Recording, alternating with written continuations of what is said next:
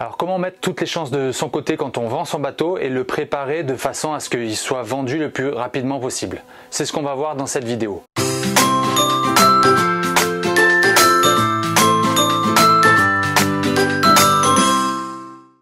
Et salut les amis marins, j'espère que vous allez bien et bienvenue dans cette nouvelle vidéo. Aujourd'hui on va parler de la vente de son bateau. Alors dans une vie de marin, on a plusieurs bateaux, on achète, on vend, on achète, on vend. On a rarement qu'un seul bateau et donc là aujourd'hui je vais vous donner mes conseils pour mieux vendre votre bateau et ça on verra tout à l'heure dans le détail. Parce qu'on voit trop souvent des annonces et quand on va visiter des bateaux où ils sont pas du tout intéressants et on se demande comment en fait le propriétaire de ce bateau pouvait penser qu'il pouvait vendre le bateau dans cet état et à ce prix là. Je vais vous donner tous mes conseils pour vraiment optimiser votre vente et donner toutes les chances pour vendre votre bateau rapidement et surtout au bon prix. Donc si vous êtes nouveau sur cette chaîne, je vous invite à vous abonner et à cliquer sur la petite cloche pour recevoir les notifications. Je m'appelle Florian d'une blog Nautisme Pratique. C'est un site et une chaîne où on parle de l'entretien du bateau, de l'utilisation du bateau et en fait en général de tout ce qui tourne autour du bateau. Donc vous allez avoir un maximum d'informations si vous êtes propriétaire. Il y a quand même, je pense, pas mal de choses qui vont vous intéresser. Donc on va rentrer dans le vif du sujet. Je vais vous donner mes conseils et vous allez voir que le dernier conseil que je vais vous donner sort un petit peu de l'ordinaire. Alors un premier conseil que je peux vous donner, c'est de faire expertiser votre bateau. Alors certes ça va être un petit investissement, mais vous allez avoir un professionnel qui va venir vraiment en détail regarder tout le bateau et qui va vous donner un rapport. Lorsqu'un acheteur potentiel va se présenter à bord et que vous lui présentez un tel rapport, il va quand même être rassuré du sérieux du suivi du bateau et ça sera déjà une bonne base de départ. Ensuite, s'il veut aller plus loin et qu'il décide de missionner un expert, ce sera à sa charge pour le deuxième expert, mais en tout cas ça montrera déjà un gage de sérieux de votre part. Ensuite, quand vous faites la visite ou quand vous rédigez votre annonce, c'est important d'être honnête, d'être très clair sur bien sûr les avantages de votre bateau, ce que vous aimez, mais aussi sur les petits inconvénients ou c'est les petites choses qui devront être notées, qui sont importantes. Si vous avez par exemple un jour talonné, c'est important de le dire. Si vous avez un petit problème sur un climatiseur actuellement, c'est important de le dire. En fait, il faut montrer pendant la visite ou même dans l'annonce que vous êtes très honnête et que vous cherchez à ne rien cacher en fait.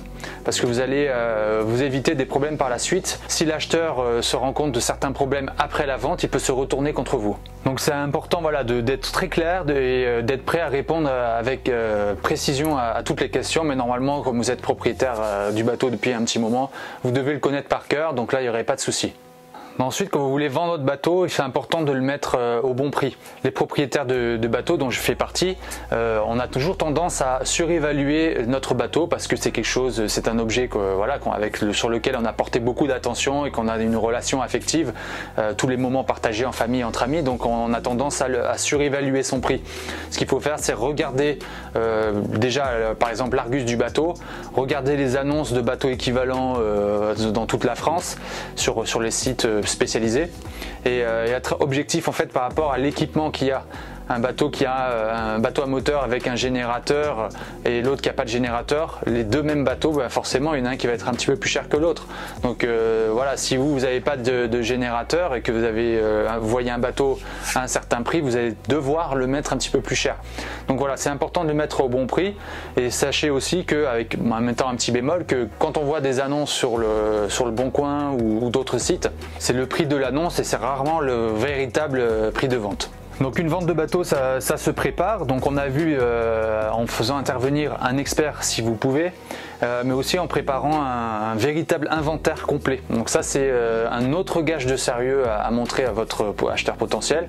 Vous faites le tour du bateau et vous notez tous les équipements que vous avez sur le bateau et vous divisez par catégorie, une partie électronique, la partie mécanique, la partie navigation, voilà, etc.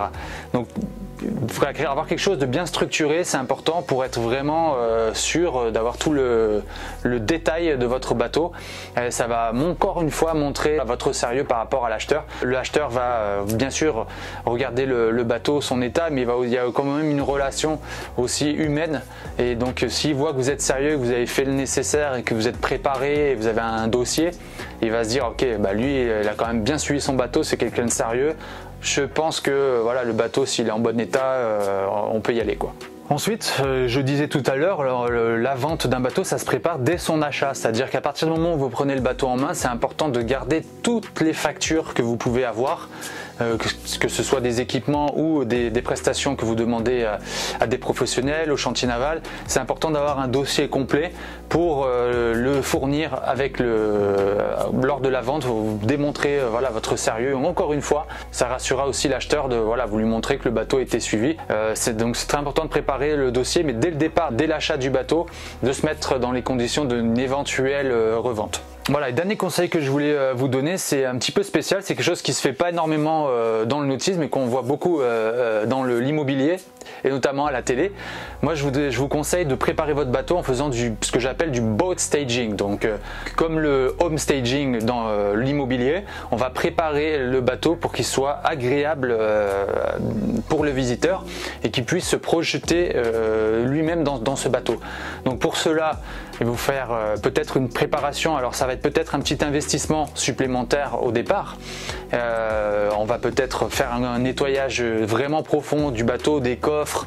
On va peut-être même policher l'ensemble du bateau. On va le sortir au carénage pour faire l'anti-fouling. On va préparer aussi les cales. On va s'assurer qu'elles soient propres et peut-être même repeintes. On va préparer le moteur. Le moteur, on va faire un nettoyage complet du moteur. C'est très important.